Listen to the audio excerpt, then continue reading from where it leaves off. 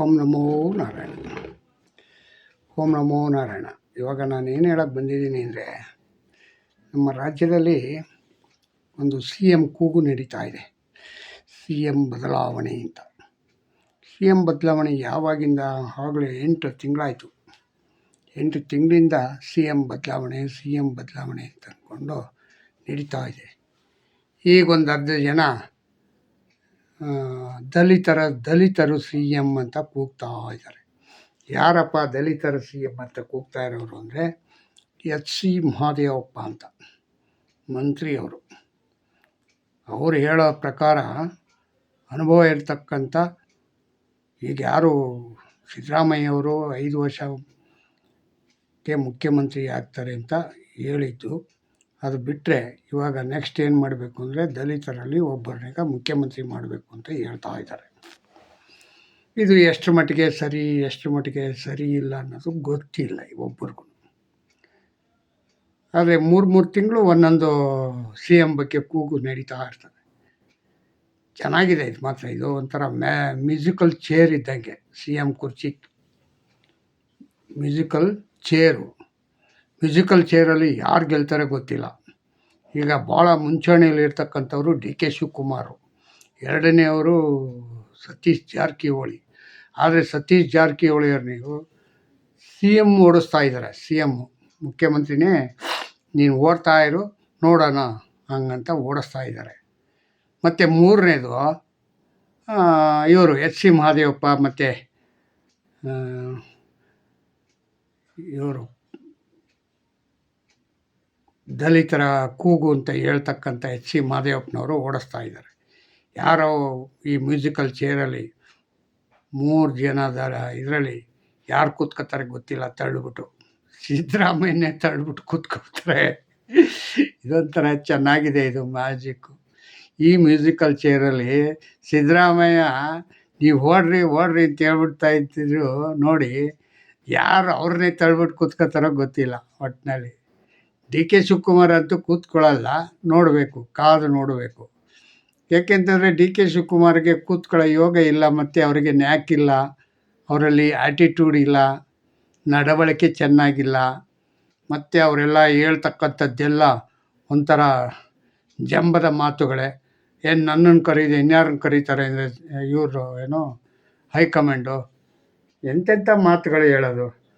ಏನು ಇವ್ರನ್ನ ಬಿಟ್ಟು ಬೇರೆ ಯಾರೂ ಗೊತ್ತೇ ಇಲ್ಲ ಅಂತ ಅನ್ಕೊಂಬಿಟ್ಟಿದ್ದಾರೆ ಕಾಂಗ್ರೆಸ್ಸಲ್ಲಿ ಸದಸ್ಯರುಗಳು. ಪ್ರತಿ ದಿನ ಇದು ಎಲ್ಲ ನಡೆಯಲ್ಲ ಮಿಸ್ಟರ್ ಡಿ ಕೆ ಶಿವಕುಮಾರ್ ಅವರೇ. ಅದನ್ನೇ ಹೇಳೋದು ನಡವಳಿಕೆ ಅಂತ. ನಡವಳಿಕೆ ನೀವು ಕರೆದಾಗೆಲ್ಲ ಹೋಗಲೇಬೇಕು. ಮತ್ತೇನು ಕರೆದಾಗ ಹೋಗಲಿಲ್ಲ ಹಂಗಂದ್ರೆ ನಿಮಗೆ ಸುಮ್ಮನೆ ಓಡ್ಬರ್ತದೆ. ನಿಮ್ಮ ಮನೆಗೆ ಹುಡ್ಕೊಂಡು ಕನಕಪುರಕ್ಕೆ ಓಡಿ ಬರೋ ಕಾಲ ಎಲ್ಲ ಹೋಯ್ತದು. ಕಾಂಗ್ರೆಸ್ದು ಹಿಂದೆ ಇತ್ತು, ಆ ಥರ ವಿಮಾನ ಇಟ್ಟು ಅವ್ರ ಮನೆಗಳಿಗೆ ಟಿಕೆಟ್ ಕೊಡ್ತಾಯಿದ್ರು. ಅಂಬರೀಷ್ಗೆ ಟಿಕೆಟ್ ಕೊಡಲಿಲ್ಲ ನೀವುಗಳೆಲ್ಲ ಸೇರಿ.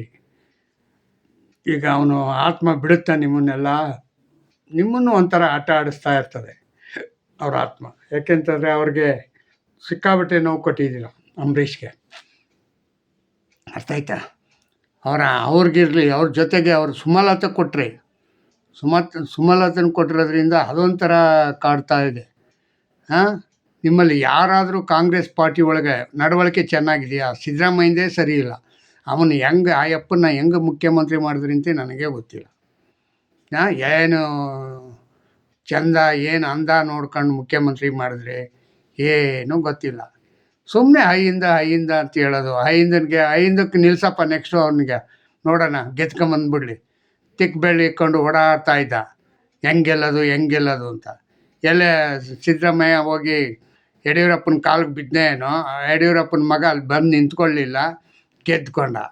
ಇಲ್ಲಿವರೆ ಇನ್ನೆಂಗೆ ಆಗ್ತಾಯಿತ್ತು?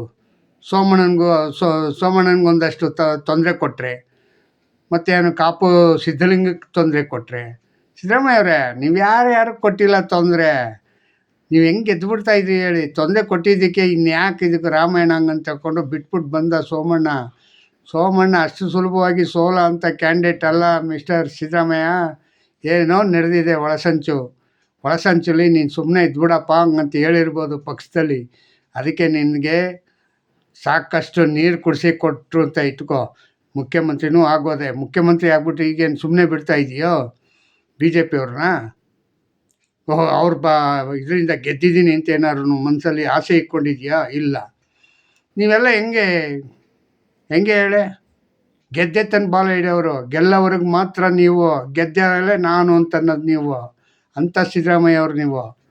ಅರ್ಥ ಆಯ್ತಾ? ಡಿ ಕೆ ಶಿವಕುಮಾರ್ ಪಾಪ ನಿಮ್ಮ ಬೈ ಎಲೆಕ್ಷನಲ್ಲಿ ಎಷ್ಟು ಕಷ್ಟ ಬಿದ್ದ ಅಂತ ಗೊತ್ತಾ? ಅವನಿಗೆ ಇಟ್ಕೊಂಡಿಲ್ಲ ನೀವು. ಇನ್ನು ಬೇರೆ ಪಕ್ಷದವ್ರಿಗೆಲ್ಲ ಯಾಕೆ ನೀವು ಗೌರವ ಕೊಡಬೇಕು? ಯಾಕೆ ಇದು ಮಾಡ್ತೀರಾ? ಹಾಂ, ನಿಮ್ಮ ಮಗ ನಿಂತ್ಕೊಂಡಿರೋ ಜಾಗಕ್ಕೆ ಬಂದು ಗೆದ್ಕೊಂಡು, ಹಾಂ, ಅರ್ಥ ಆಯ್ತಾ? ನಿಮ್ಮ ಸ್ವಂತ ಕ್ಷೇತ್ರದಲ್ಲಿ ಗೆಲ್ಲಕ್ಕಾಗಲಿಲ್ಲ, ಅಲ್ಲಿ ನಿಂತ್ಕೋಬೇಕಾಗಿತ್ತು. ಜಿ ಟಿ ದೇವೇಗೌಡ ಚೆನ್ನಾಗಿ ಮಣ್ಣು ಮುಗಿಸೋರು, ಯಾಕೆ ಅಲ್ಲಿ ನಿಂತ್ಕೊಳ್ಳಿಲ್ಲ? ಹಾಂ, ಅರ್ಥ ಆಯ್ತಾ? ಹಿಂಗಾಗಿ ಇದು ಇದಾಯಿತು. ಮತ್ತು ಈಗ ಇನ್ನೊಂದು ಹೊಸ ಸುದ್ದಿ ನಡೀತಾ ಇದೆ. 38 ಜನ ಎಮ್ ಎಲ್ ಎಗಳು 38 ಜನ ಎಮ್ ಎಲ್ ಎಗಳು ಮೊದಲನೇ ಬಾರಿ ಗೆದ್ದಿರ್ತಕ್ಕಂಥವ್ರು ನಮಗೆ ಮಂತ್ರಿ ಪದವಿ ಬೇಕು ಅಂತ ಅಪ್ಲಿಕೇಶನ್ ಹಾಕಿದ್ದಾರೆ. ಯಾರ ಹತ್ರ ಹಾಕಿದ್ದಾರೆ? ಸುರ್ಜೇವಾಲ ಹತ್ರ, ಮತ್ತು ಕೆ ಸಿ ವೇಣುಗೋಪಾಲು, ಮತ್ತು ಖರ್ಗೆ, ಮತ್ತು ಯಾರು ರಾಹುಲ್ ಗಾಂಧಿಯವರು, ಮತ್ತು ಪ್ರಿಯಾಂಕಾ ವಾದ್ರಾ ಅವ್ರ ಹತ್ರ, ಮತ್ತು ಸೋನಿಯಾ ಮೇಡಮ್ ಹತ್ರ. ಹಾಂ, ಈಗ 4-5 ಜನದ ಹತ್ರ ಅವರು ಹಾಕೋರೆ ಅಪ್ಲಿಕೇಶನ್. ಅಂದರೆ ಅವ್ರು ಎಷ್ಟು ಧೈರ್ಯವಾಗಿ, ಪಾರ್ಟಿ ಎಷ್ಟು ಬಿಗಿಯಾಗಿದೆ ಅಂತ ನೋಡಿದ್ರೆ ಗೊತ್ತಾಯ್ತಲ್ವ. ಹೈಕಮಾಂಡ್ ಇರಲಿ, ದೇಶದ ನಮ್ಮ ರಾಜ್ಯದ ಕಾಂಗ್ರೆಸ್ ಪಕ್ಷನೇ ಸ್ಟ್ಯಾಂಡರ್ಡ್ ಇಲ್ವಲ್ಲ. ಹೈಕಮಾಂಡ್ ಅಂತ ಸುಮ್ಮನೆ ಕುಣಿತಾ ಇದ್ದೀರಪ್ಪ. ಯಾವ ಹೈಕಮಾಂಡು ಇಲ್ಲ, ಏನೂ ಇಲ್ಲ. ಎಲ್ಲ ಕಮಾಂಡು ಒಂದೇ. ಹೈಕಮಾಂಡೇ ಇಲ್ಲ ಅಂತ ಹೇಳ್ತೀನಿ. ಯಾಕೆಂದರೆ 7 ತಿಂಗಳು ಬೇಕಾ ಒಂದು ಮುಖ್ಯಮಂತ್ರಿ ಬದಲಿ ಮಾಡೋದು? ಏನೋ ಒಂದು ವಾರ 15 ದಿವಸ, ತಿಂಗಳೇ ತಗೊಳಪ್ಪ. 7 ತಿಂಗಳಿಂದ ಮುಖ್ಯಮಂತ್ರಿ ಅಂತ ಬೊಬ್ಬೆ ಬಡ್ಕೋತಾ ಇದ್ರೆ ಅವ್ರಿಗೆ ಇಲ್ಲವೇ ಇಲ್ಲ. ಅವ್ರೇನು ಕೇಳಿದ್ದಾರೆ ಈಗ 38 ಜನ? ನೀವೇನಾದ್ರೂ ನೆಕ್ಸ್ಟು ಸಂಪುಟ ಪುನರ್ರಚನೆ ಮಾಡಿದ್ರೆ ನಮಗೆ ಈ ನಮ್ಮ 38 ಜನದಲ್ಲಿ 5 ಜನಕ್ಕೆ ನೀವು ಆಯ್ಕೆ ಮಾಡಿ ಮಂತ್ರಿ ಸ್ಥಾನ ಕೊಡಬೇಕು ಅಂತ ಕೇಳವ್ರೆ. ಇರೋ ಮಂತ್ರಿಗಳೆಲ್ಲ ಎಲ್ಲೋಗ್ಬೇಕು? ಹಳಬ್ರೆಲ್ಲ ಪಾಪ ಎಲ್ಲ 8 ಸತಿ 10 ಸತಿ ಗೆದ್ದಿದ್ದಾರೆ. ಅವ್ರು ಕೆಲಸ ಮಾಡೋಕ್ಕಂತೂ ಗೆದ್ದಿಲ್ಲ. ಅವರು ಒಟ್ಟಿನಲ್ಲಿ ಸ್ಟೇಟಸ್ಸು ಮರ್ಯಾದೆಗೋಸ್ಕರ ಗೆದ್ದಿರೋದು. ಸಾರ್ವಜನಿಕವಾಗಿ ಕೆಲಸ ಮಾಡಬೇಕು, ಇದನ್ನು ಮಾಡಬೇಕು ಅಂತ ಏನೂ ಇಲ್ಲ. ಮತ್ತು ಇನ್ನೊಂದೇನು, ಸಿದ್ದರಾಮಯ್ಯನ ಅಕೌಂಟಲ್ಲಿ ದುಡ್ಡಿಲ್ಲ. ಫೈನಾನ್ಸ್ ಮಿನಿಸ್ಟ್ರ್ ಅವರೇ ಸುಮ್ಮನೆ ಖಜಾನೆ ಇಟ್ಕೊಂಡು ಖಾಲಿ ಡಬ್ಬ ಇಟ್ಕೊಂಡು ಕೂತವ್ರೆ. ಯಾರಿಗೂ ಯಾವ ಮಂತ್ರಿಗೂ ಕಾಸು ಕೊಡ್ತಾರೆ ತಾನೇ ಯಾರಾದರೂ ಹೋಗಿ ಯಾವ್ದಾದ್ರು ಇದರಲ್ಲಿ ಯಾವ್ದಾದ್ರು ಎಮ್ ಎಲ್ ಎ ಹತ್ರ ಕೆಲಸ ಮಾಡೋಕ್ಕೆ? ಏನು ಹೇಳ್ತಾವ್ರೆ? ಯಾವ ಮಂತ್ರಿಗಳು ಸರಿಯಾಗಿ ಕೆಲಸ ಮಾಡ್ತಾಯಿಲ್ಲ, ಅದಕ್ಕೋಸ್ಕರ ನಾವು 38 ಜನ ನಾವು ಸಪ್ರೇಟಾಗಿ ನಾವು ಒಂದು 5 ಜನ ಇದನ್ನು ಮಾಡಿ ಮಂತ್ರಿ ಮಾಡಿ ಅಂತ ಕೇಳ್ತಾ ಇದ್ದೀವಿ, ಹಿಂಗಂತ ಹೇಳ್ತಾ ಇದ್ದಾರೆ. ಇನ್ನೇನಿತ್ತು ನಿಮ್ಮ ಪಕ್ಷದ ಸಿದ್ಧಾಂತಗಳು? ಅಲ್ಲ ಮಿಸ್ಟರ್ ಇವರೇ ಡಿ ಕೆ ಶಿವಕುಮಾರ್ ಅವರೇ, ನೀವು ಹೇಳ್ತಾ ಇದ್ರಲ್ಲ ಯಾರೋ ಮಾತಾಡಬೇಡಿ, ಬಾಯಿ ಮುಚ್ಕೊಂಡು ಕೂತ್ಕೊಳ್ಳಿ ಅಂತ. ಈಗ 38 ಜನ ಎದ್ದವ್ರೆ, ಬಾಯಿ ಮುಚ್ಕೊಂಡವ್ರೆ. ಅವರು ಬಾಯಿ ಬಿಟ್ಟಿದ್ದೇವ್ರೆ. ಎಲ್ಲ ಹೇಳ್ತಾರೆ. ಅವರು ಏನಂತ ಹೇಳ್ತಾರೆ? ಹೌದ್ರಿ, ನಾವು ಮನುಷ್ಯರು, ನಾವು ನಿಮ್ಮ ಪಕ್ಷದಿಂದ ಎಮ್ ಎಲ್ ಎ ಆಗಿದ್ದೀವಿ, ಯಾಕೆ ನಾವು ಕೇಳೋ ಹಕ್ಕಿಲ್ವ ನಮಗೆ? ನಾವೇನು ಬೇರೆ ಏನಾದ್ರು ಕೇಳಿದ್ವಾ? ಮಂತ್ರಿ ಕೊಡಿ ಅಂತ ಕೇಳಿದ್ವಿ, ಯಾಕೆ ಮೊದಲನೇ ಸಾರಿ ಆದವ್ರು ಮಂತ್ರಿ ಆಗಬಾರ್ದು ಅಂತೇನು ರೂಲ್ಸ್ ಇದೆಯಾ? ಹೋಗ್ಲಿ, ಒಂದು ಮುಖ್ಯಮಂತ್ರಿ ಸ್ಥಾನನೇ ಕೊಟ್ಬಿಡಿ ಅವ್ರಿಗೇನೆ, ಹೊಸಬರ್ಗೇನೆ. ರಾಮಾಯಣನೇ ಇರೋಲ್ಲ ನೋಡಿ. ಆ 38 ಜನದಲ್ಲಿ ಯಾರು ಯೋಗ್ಯರಾಗಿರ್ತಾರೆ ಅಂಥವ್ರಿಗೆ ಕೊಡಿ. ಇನ್ನೊಂಚೂರು ಪಕ್ಷ ಬೆಳೀತದೆ. ಹೆಂಗೋ ಹೊಸ ಮುಖ್ಯಮಂತ್ರಿ ಆದರೆ ಆ ಅಪ್ಪನಿಗೇನು ಗೊತ್ತಿರಲ್ಲ. ನೀವು ಅವನಿಗೆ ಬುಗುರಿ ಆಡಿಸ್ದಂಗೆ ಆಡಿಸ್ಕೊಂಡು ಏನೋ ತಿಳ್ಕೊಬೋದು. ಹಾಂ, ಅರ್ಥ ಆಯ್ತಾ? ಕೊಟ್ಟರೆ ಪಾಪ ಅವರನ್ನು ಅಲ್ಲ, ರಾಹುಲ್ ಗಾಂಧಿ ಅವರಾದ್ರೂ ಯೋಚನೆ ಮಾಡಬೇಕು. ಯಾಕೆ ಒಬ್ಬನ ಹೊಸಬನ ಯಾಕೆ ಮುಖ್ಯಮಂತ್ರಿ ಮಾಡಬಾರ್ದು ಅಂತ ಮಾಡಿಬಿಟ್ರೆ ಈ ಜಗಳಗಳೇ ಎಲ್ಲ ಕ್ಲೋಸ್ ಆಗಿಬಿಡುತ್ತೆ. ಯಾವ ಇದು ಇರೋಲ್ಲ. ಯಾರು ಅಲ್ಪಸಂಖ್ಯಾತರು ಇಲ್ಲ, ಮತ್ತು ಈ ಕಡೆ ಇವರು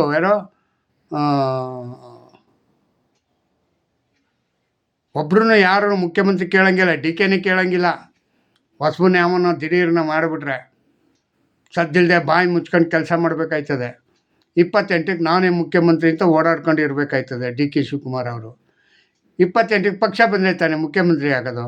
ಏನೂ ಇಲ್ಲ, ಚೆನ್ನಾಗಿರುತ್ತೆ. ರಾಮಾಯಣನೇ ಇರೋಲ್ಲ. ಮಿಸ್ಟರ್ ಇವರು ಯಾರು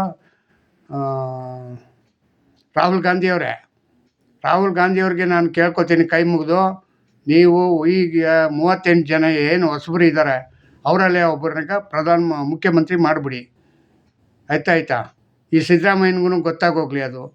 ಸಿದ್ದರಾಮಯ್ಯನಿಗೂ ಏನು ಅನ್ಕೋಬೇಕು, ಹೌದಪ್ಪ ಇವರು ನಾವೆಲ್ಲ ಹಿಂಗೆ ಕಿತ್ತಾಡ್ತಾ ಇದ್ದಕ್ಕೆ ಅವರು ಈ ಥರ ಹೊಸಬ್ರಿಗೊಬ್ರು ಮಾಡೋರು ಹೆಂಗಂತ. ಅರ್ಥ ಆಯ್ತಾ? ಯೋಚನೆ ಮಾಡಿ ರಾಹುಲ್ ಗಾಂಧಿಯವರೇ. ಇದು ರಾಮಾಯಣನೇ ಇರಲ್ಲ. ಹೊಸಬ್ರಾದರೆ ಭಯ ಭಕ್ತಿಯಿಂದ ಒಂಚೂರು ಪಕ್ಷನಾರು ನಡೆಸ್ಕೊಂಡು ಹೋಗ್ತಾರೆ ಇದು ಮಾಡಿಕೊಂಡು. ಈ ಹಳಬರಿಗೆಲ್ಲರಿಗೂ ನೆಕ್ಸ್ಟು ಒಂದು ಟಿಕೆಟ್ನಿಗೆ ಕೊಡೋದ್ನೀಗ ನಿಲ್ಲಿಸ್ಬಿಡಿ. ಇನ್ನೊಂದು ರೌಂಡು ಈ 35 ಜನ ಇದ್ದಾರಲ್ರಿ ಈ ಹಳಬ್ರಿ. 35 ಜನ, ಇನ್ನೊಂದು ಹೊಸಬರು ಬಂದರೆ 70 ಜನ ಆಗುತ್ತೆ. ಇನ್ನೊಂದು ಚೂರು ಹೊಸ ಬಲಿಷ್ಠ ಪಕ್ಷವಾಯ್ತದೆ. ಇನ್ನೊಂದು 10 ವರ್ಷ ರಾಜಭಾರ ಮಾಡ್ಬೋದಪ್ಪ. ಯಾಕೆ ಇವರು ಇನ್ನೂ ಈ ಹಳಬರನ್ನೇ ಇಟ್ಕೊಂಡು ಸುಮ್ಮನೆ ನೀವು ಅವ್ರ ಹಿಂದೆನೇ ಓಡಾಡ್ತಾ ಇರೋದು ಸರಿಯಾದ ಕ್ರಮ ಅಲ್ಲ. ಮತ್ತು ಇನ್ನೊಂದು ಏನಪ್ಪ ಅಂದರೆ ಡಿ ಕೆ ಶಿವಕುಮಾರ್ ಅವರು ಯಾವಾಗ ಡೆಲ್ಲಿಗೆ ಹೋಗ್ತಾರೆ, ಯಾವಾಗ ಬೆಂಗಳೂರಲ್ಲಿ ಇರ್ತಾರೆ ಗೊತ್ತಾಗಲ್ಲ ಅಂತಂದರೆ. ಇನ್ನೊಂದೇನಪ್ಪ, ಯಾಕೆ ಗೊತ್ತಾಗಲ್ಲ ಹಂಗಂತಂದರೆ, ಯಾವಾಗ ಬೇಕು ಯಾವಾಗ ಮನಸ್ಸು ಬಂತು ಅಂತಾರೆ ಓಡಾಯ್ತಾರೆ. ನಾನೇನೋ ಮಾತಾಡ್ತೀನಿ ಅಂತ ಅಲ್ಲಿ ನೋಡಿದ್ರೆ ಅಯ್ಯಪ್ಪ ಡೇಟೇ ಕೊಟ್ಟಿರಲ್ಲ, ಟೈಮೇ ಕೊಟ್ಟಿರಲ್ಲ. ಯಾರು? ರಾಹುಲ್ ಗಾಂಧಿ. ಸಿಕ್ಕಿದ ದಿವಸ ಸರಿಯಾಗಿ ಮಾತಾಡೋಕ್ಕೆ ಬರಲ್ಲ. ಈ ಅಪ್ಪಂದೊಂದು ದೊಡ್ಡ ಇದು ಕರ್ಮ. ಯಾರ್ದು? ಡಿ ಕೆ ಶಿವಕುಮಾರ್ದು. ಚೆನ್ನಾಗಿ ಸರಿಯಾದ ರೀತಿ ಮಾತಾಡೋಕ್ಕೆ ಬರಲ್ಲ. ಹಂಗಾಗಿ ಇದು ಪೋಸ್ಟ್ಪೋನ್ ಆಯ್ತಾ ಇರೋದು. ಮಾಡಲೇಬೇಕು, ನೀವು ಕೊಡಲೇಬೇಕು. ಕೊಡ್ತೀರಾ ಇಲ್ವಾ? ಒಂದು ಡಿಸಿಷನ್ಗೆ ಬಂದರೆ ಒಂದು ನಿರ್ಧಾರ ಆಗುತ್ತೆ. ಇವ್ರು ಹಂಗಲ್ಲ, ನಾನು ಮಾಡಿ ಹಿಂಗಂತ ಹೇಳ್ಬಿಟ್ಟು ಸೀದಾ ಬರ್ತಾರೆ. ನೆಕ್ಸ್ಟ್ ಬಾಪ ಹಂಗಂತಾರೆ, ಆಯಿತು ಅಂತ ಬರ್ತಾರೆ. ಪುನಃ ಇನ್ನೊಂದು 3 ತಿಂಗಳು ಬಿಟ್ಟು ಓಡೋಗೋದು. ಈಗಾಗಲೇ 1 ತಿಂಗಳಾಯ್ತು ಹೋಗಿ, ಈಗ ಇನ್ನೊಂದು ತಿಂಗಳು. ಹಂಗೋ ಹಿಂಗೋ ಈ 5 ರಾಜ್ಯಗಳ ಎಲೆಕ್ಷನ್ನು ಮುಗೀತದೆ. ಆಮೇಲೆ ನಾನೇ ಮುಖ್ಯಮಂತ್ರಿ ಅಂತಾರೆ. ಯಾರು? ಡಿ ಕೆ ಶಿವಕುಮಾರ್ ಅವರು. ಅಷ್ಟೊತ್ತಿಗೆ ಇವರು ಇನ್ನೊಂದು 3 ತಿಂಗಳು ಮುಂದೆ ಮೂವ್ ಮಾಡ್ಕೊಂಡಿರ್ತಾರೆ. ಯಾರು? ಸಿದ್ದರಾಮಯ್ಯ ಅವರು. ಅಷ್ಟೊತ್ತಿಗೆ ಬಜೆಟ್ ಮಾಡ್ತಾಯಿದ್ದೀನಿ ಹಂಗೆ ಹಿಂಗೆ ಅಂದ್ಕೊಂಡು ಒಟ್ಟಿನಲ್ಲಿ ಏನು ಮಾಡಬೇಕೋ ತಳ್ಕೊಂಡು ಹೋಗ್ತಾ ಇರ್ತಾರೆ ಸಿದ್ದರಾಮಯ್ಯ ಅವರು. ಇದು ಒಂಥರ ಚೆನ್ನಾಗಿರೋ ಕಾರ್ಯಕ್ರಮನೇ. ನಾವೂ ಇದನ್ನೀಗ ನೋಡಿ ಸಾಕಾಗಿದೆ. ದಯವಿಟ್ಟು ಇಷ್ಟು ಹೇಳಿ ನನ್ನ ಮಾತಿಗೆ ಮುಗಿಸ್ತೀನಿ. ಜೈ ಹಿಂದ್, ಜೈ ಕರ್ನಾಟಕ ಮಾತೆ. ಓಂ ನಮೋ ನಾರಾಯಣ, ಓಂ ನಮೋ ನಾರಾಯಣ.